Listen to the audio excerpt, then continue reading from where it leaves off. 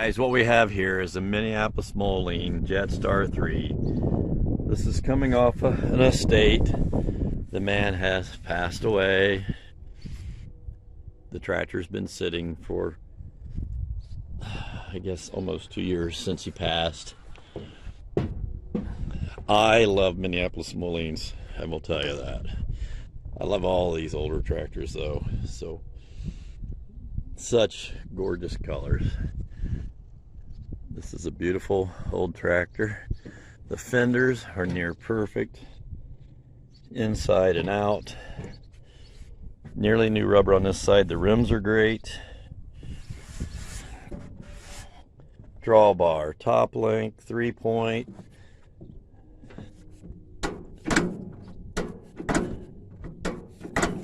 PTO snaps. The linkage is loose on the top link. Again, the fenders straight as can be.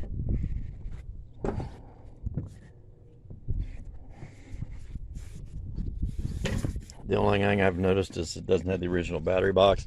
Again, the torque snaps right in and out. Dual hydraulic remotes from the factory. Guys,